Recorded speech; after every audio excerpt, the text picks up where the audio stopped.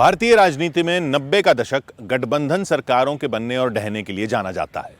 तब क्षेत्रीय छत्रपों के एक झटके से दिल्ली की सत्ता डोल जाती थी। रातों रात प्रधानमंत्री के चेहरे बदल जाते थे। इसी कमजोरी का फायदा दुश्मन देश भी उठाने लगे थे। राजनीतिक अस्थिरता का फायदा उठाकर पड़ोसी दुश्मन ने पहले पंजाब और फिर जम्मू कश्मीर में आतंक की आग भड़काई। नौजवान नरेंद्र मोदी उसी वक्त से आतंक की सोच पर प्रहार करते आ रहे हैं।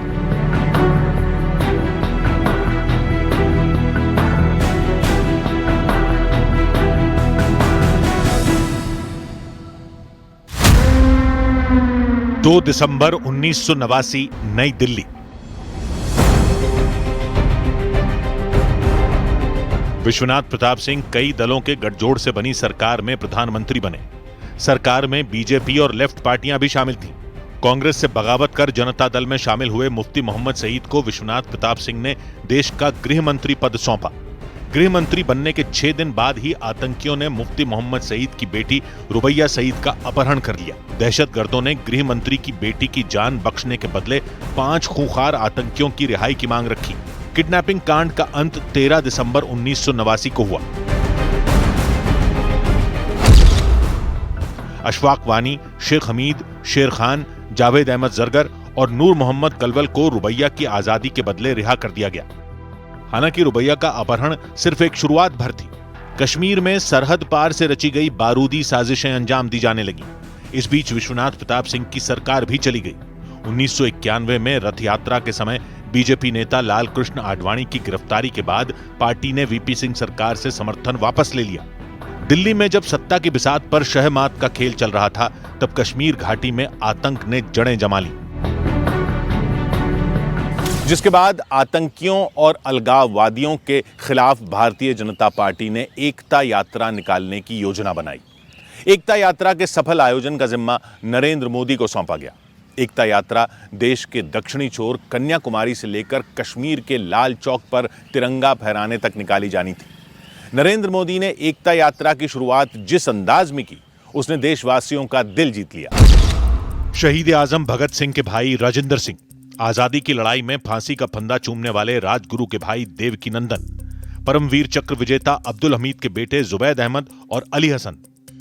एक जगह एक फ्रेम में महान विभूतियों को जुटाने का अद्भुत आइडिया नरेंद्र मोदी का था।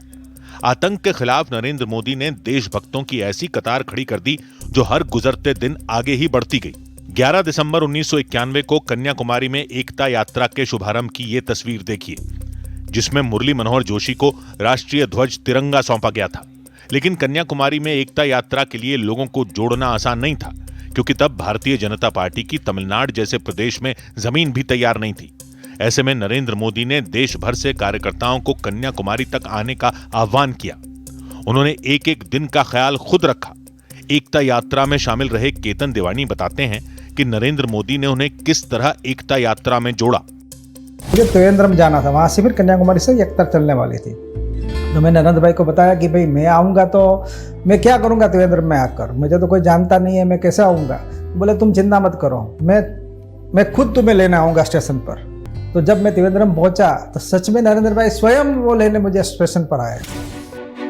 एकता यात्रा में नरेंद्र मोदी दूसरों का ख्याल रखते थे, लेकिन उनकी फिक्र कौन करता था, ये जानिए यशोधरा राजे सिंधिया से।